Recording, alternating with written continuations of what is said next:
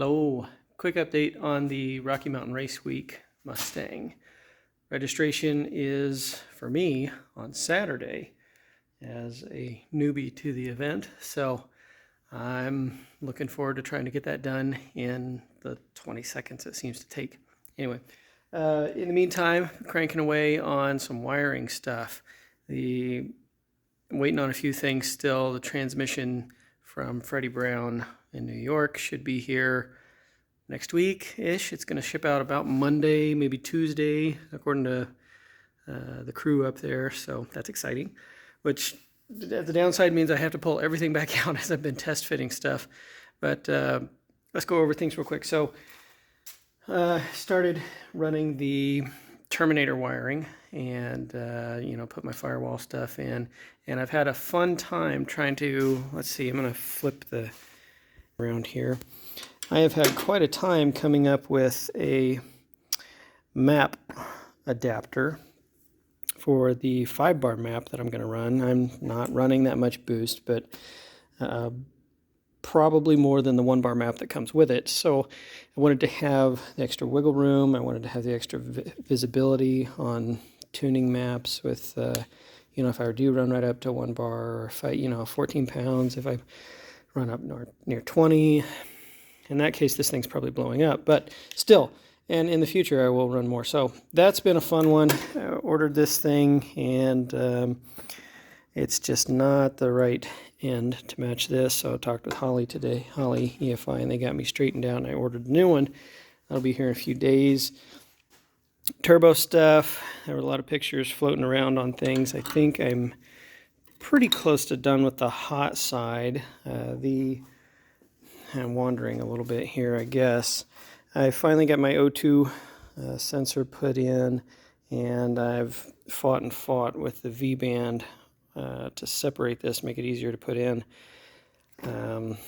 They kept breaking, and it turns out I was just buying cheap ones. So, but I think I've got that figured out, and I was so upset with it, I decided I need a break anyway. But hot side is pretty much done and tightened up.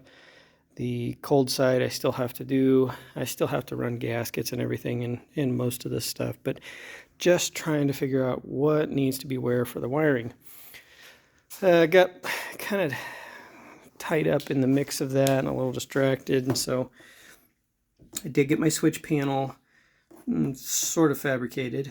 The rugged radio setup is in there. Nothing's wired yet. It's all just sitting here, and the Terminator and my positive negative bulkheads are down there ready to run. The power wires from the battery come in underneath that panel, which will slide up underneath the side a little bit. The whole thing will out of the way once it's done, but it's coming along. That'll be just fine. So for today, I finally got the rest of my battery box stuff, which I think I technically don't need, but because I do have the rear firewall. However, I wanted to be on the safe side. I have had a battery meltdown before. It was a pretty scary event, so I wanted a little bit of extra containment. So I've got the box I just finished. It's a little cockeyed, so it's kind of fun to take off of here. Obviously, it's not screwed down, but for now, just a lead acid battery. I don't have another one, and I'll probably just run what I have unless this thing's junk. I haven't really tested it yet. It's just been sitting for a while. But cables are run. This was the hardest part for me and the least fun, the master disconnect. So I did not like drilling the holes in the bumper for this, but it had to be done, so it was time. So happy with that. It turned out as clean as this rattle trap kind of build. I mean, it's as good as I can get it, so I'm happy with it. I think it'll be good and functional. I did have a fun time as I was putting in the anchors here on the sides of the batteries. I had one that wouldn't quite go in place. The hole was just a little off once the weight of the battery was in there, so like a genius, I took my drill and I was like, oh, I'll just kind of ream the hole out. And again, the battery was still in there, and of course the drill bit hung up on a piece of the metal underneath the tray and just jammed the drill bit through the side of the battery. So I got battery acid all over the place in the car. And I got, you can see I still haven't cleaned it up all the way. It made a mess down there. Got it all over me. Had to run, well, just my arms. Had to run and get some baking soda and water and all sorts of stuff before it burned too bad. All okay, but kind of a stupid move on my part. So I don't recommend doing that. If you need to drill any holes around a battery, get the battery out of there. It'll be okay. Not that battery, it's a different one. Anyway, that's kind of the progress for now. So we're slowly but surely getting on there.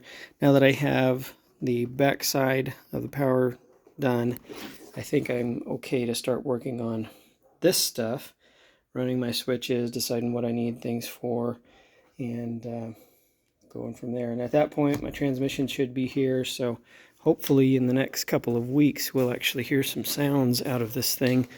I am registered for the circuit drag and drive, weekend drag and drive over in Joplin, so that's April 14th, 15th, and 16th. I kind of doubt that I'll be ready with this thing, but if that doesn't work, then I'll take the 96 Mustang. Maybe. I don't know what I'll have to do to it to get it okay for that, but I would take that. If that doesn't work, I would take the Concord 1400 Fat Ninja, which I kind of want to do that. I think that'd be fun, but we'll see. Anyway, that's kind of the little bit longer update than I intended it to be. We're cruising, finally making a little bit of progress. Slow, but steady, and hopefully just doing things once. Fingers crossed. Anyway, thank you. Y'all take care. Bye.